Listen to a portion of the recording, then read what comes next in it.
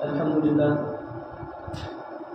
لله وكفى وسلام على عباده الذين اصطفى أما بعد أعوذ بالله من الشيطان الرجيم بسم الله الرحمن الرحيم يا أيها الذين آمنوا قوا أنفسكم وأهليكم نارا وقودها الناس والحجارة صدق الله العظيم. عن أبي هريرة رضي الله عنه قال قال رسول الله صلى الله عليه وسلم إذا مات الإنسان انقطع عنه عمله إلا من صدقة جارية أو علم ينتفع به أو ولد صالح يدعو له رواه مسلم أو كما قال عليه الصلاة والسلام. معزز سامعین کرام، میں نے خطبے کے اندر ایک آیت شریفہ پڑھی جس کے اندر اللہ تبارک و تعالی دو باتوں کی طرف اشارہ کر رہا ہے. نمبر 1، یا ایھا الذین آمنوا قوا انفسکم، ایمان والوں کو اللہ تبارک و تعالی مخاطب کرتا ہے اور فرماتا ہے اے ایمان والوں، سب سے پہلے اپنے آپ کے اوپر محنت کرنا ہے، اپنے آپ کو جہنم کی آگ سے بچانا ہے.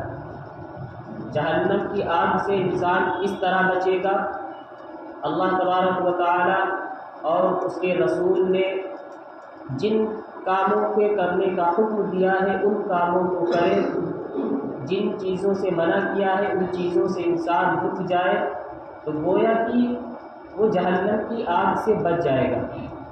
اللہ تبارک و تعالیٰ نے نماز کا حکم دیا، اللہ تبارک و تعالیٰ نے روزوں کا حکم دیا، یا جن جن احکامات کا حکم دیا ہے ان تمام احکامات کے اوپر ہم سب عمل کریں تو جہنم کی آگ سے ہم سب بچ سکتے ہیں.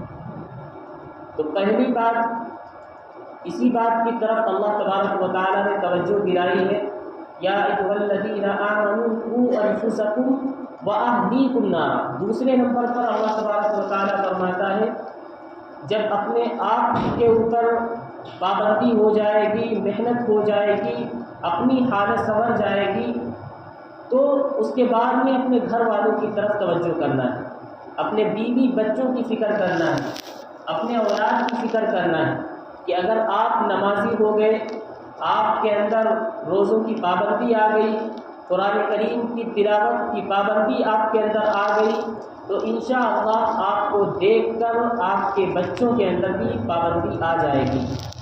لیکن شرط یہ ہے، قرآن نے بھی جو واضح کیا ہے کہ سب سے پہلے اپنے آپ کے اوپر محنت کرنا ہے، یا ایھا الذین آمنوا قوا انفسکم، کہ سب سے پہلے اپنے آپ کو جہنم کی آگ سے بچاؤ اور اس کے بعد میں اپنے گھر والوں کو، اپنے بیوی بچوں کو، اپنے محلے والوں کو، اپنے گاؤں والوں کو، اپنے قصبے والوں کو بچانا ہے.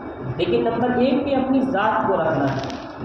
انسان جب خود کسی چیز کے اوپر عمل کرتا ہے تو اللہ تبارک و تعالیٰ اس کی باتوں کے اندر اثر بھی ڈال دیتا ہے. ایک انسان ہے جس کے اندر خود خرابیاں پائی جا رہی ہیں، اس کے اندر خرابیاں پائی جا رہی ہیں، نمازوں کی پابندی نہیں کرتا ہے، اب وہ دوسروں سے کہتا ہے کہ آپ نماز پڑھیے، روزہ رکھیے، تو یاد رکھیے پھر اس کی باتوں کے اندر اللہ اثر نہیں دیتا ہے اور جس کی وجہ سے پھر اگلے انسان کو اللہ توفیق بھی نہیں عطا کرتا ہے.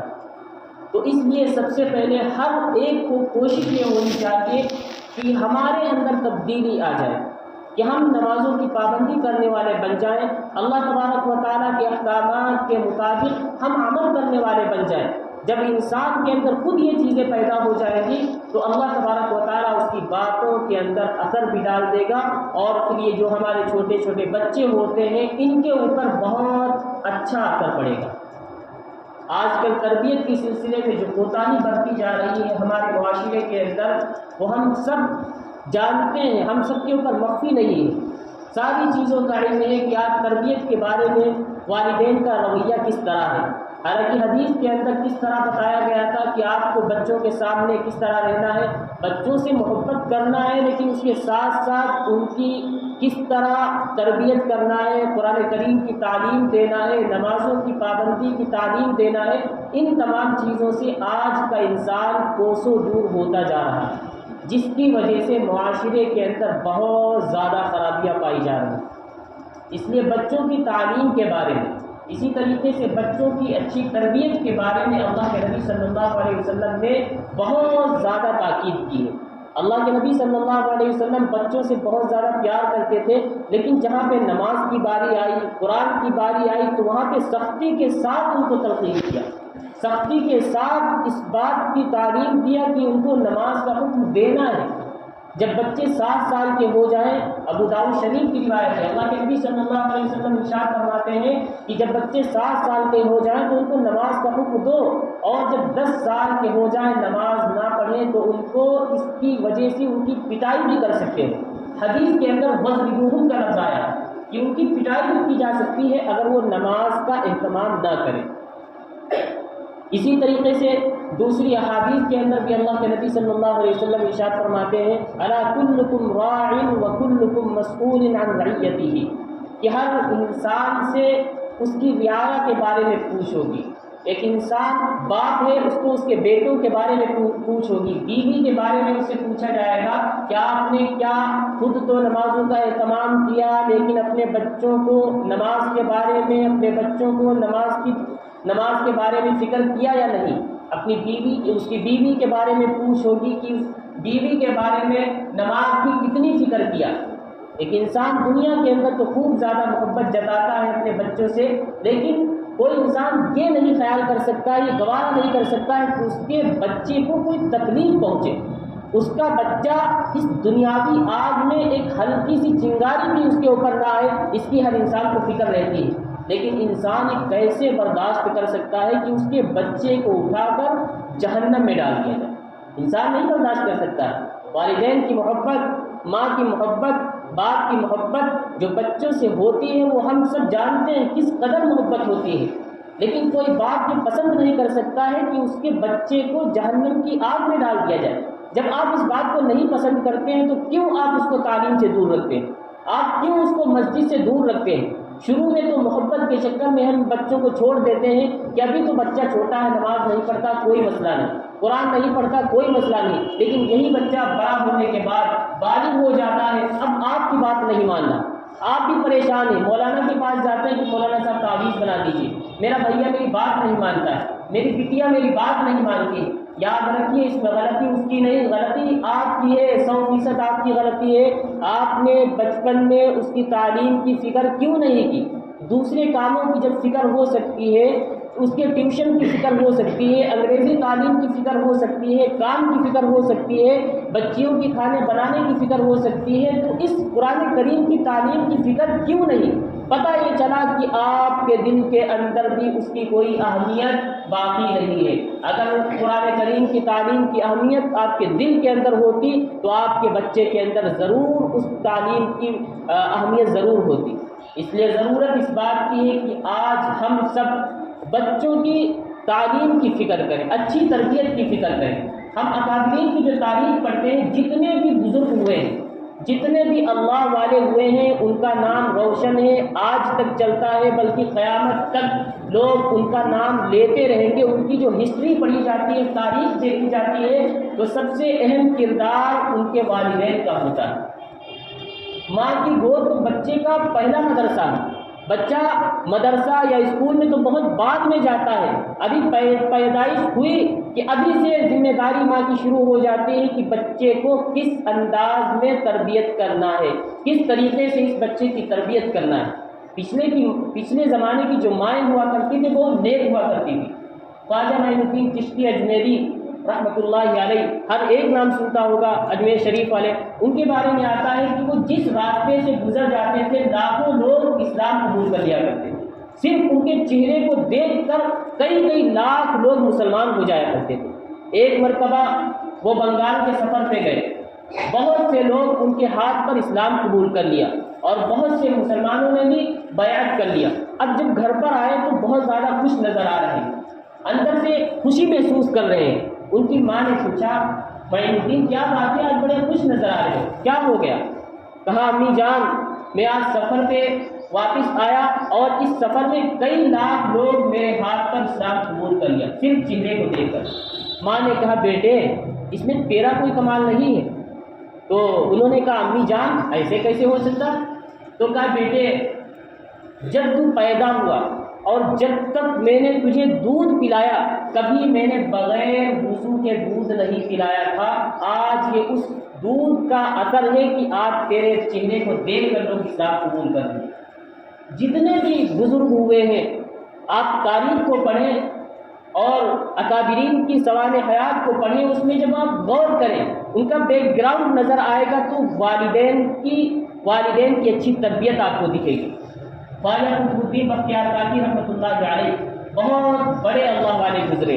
اس وقت کے مغل بادشاہوں کی جو پیر ہوا کرتے تھے، شیخ ہوا کرتے تھے، ان کے بارے میں آتا ہے کہ وہ اتنے بڑے اللہ والے کیسے بنے۔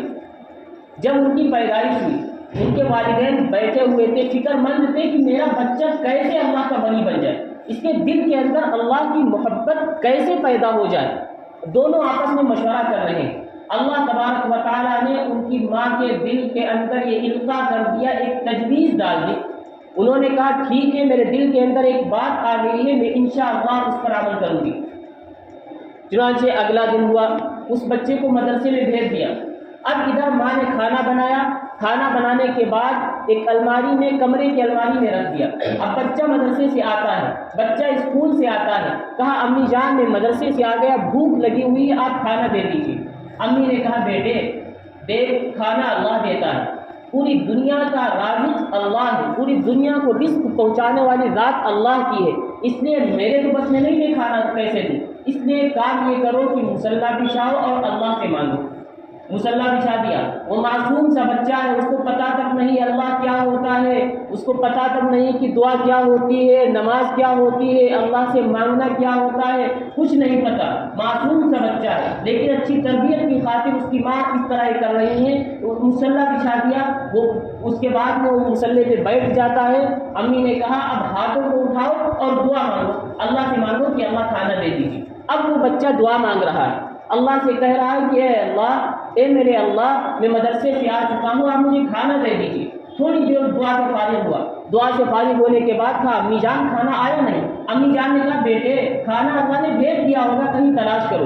اب وہ بچہ کمرے کے اندر کھانے کو تلاش کرتا ہے، ایک الماری پر کھانا رکھا ہوا ہے، کھا لیتا ہے۔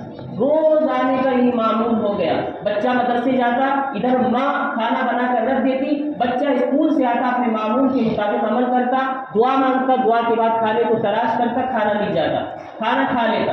کئی دن تک یہ معاملہ چلتا رہا۔ اب اس بچے کے دل کے اندر اللہ کی محبت پیدا ہونی شروع ہو گئی، اللہ کی محبت آنی شروع ہو گئی۔ اب وہ رات میں سونے کا وقت ہوتا، اپنی امی سے پوچھتا امی جان اللہ کتنا بڑا ہے، پوری دنیا کو رزق دے رہا، پھر بھی اس کے خزانے میں کوئی کمی نہیں آ رہی، اللہ کتنا کریم ہے، پوری دنیا کو رزق پہنچا رہا۔ دھیرے دھیرے اس کے دل کے اندر محبت پیدا ہونی شروع ہو گئی۔ ہوا یہ کہ ایک مرتبہ اس کی ماں کسی رشتہ داری میں گئی ہوئی تھی، کسی تقریب میں گئی ہوئی تھی، وقت کا خیال نہ رکھ سکی، بچے کا مدرسے سے آنے کا وقت ہو گیا۔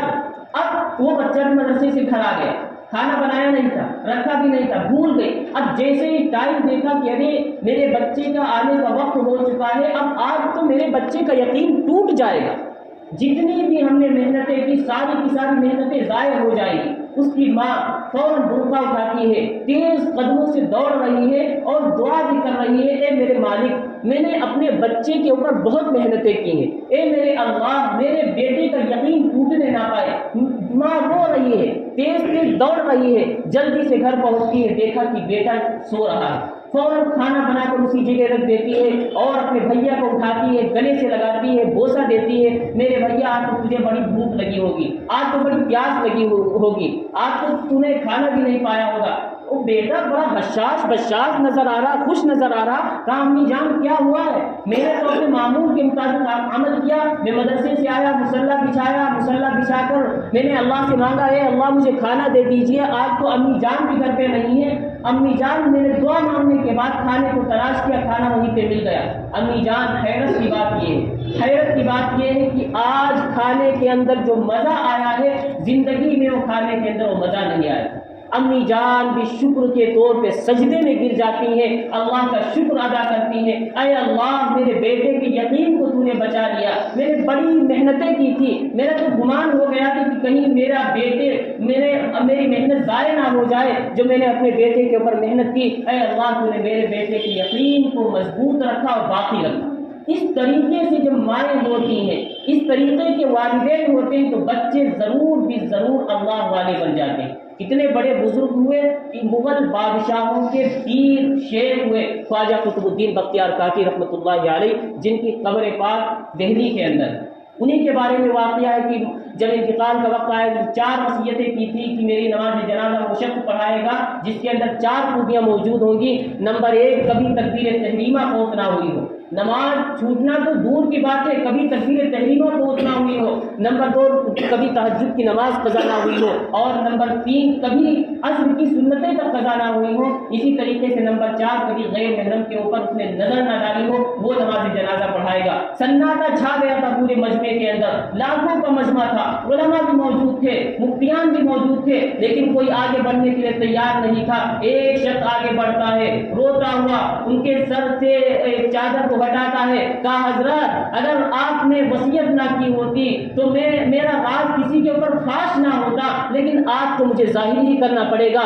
مجمع کو اعلان کیا کہ میرے اندر یہ 4 خوبیاں موجود ہیں۔ وہ وقت کا بادشاہ تھا جس کا نام تھا سلطان التمش، وقت کا بادشاہ، لیکن 4 خوبیاں اس کے اندر موجود ہیں۔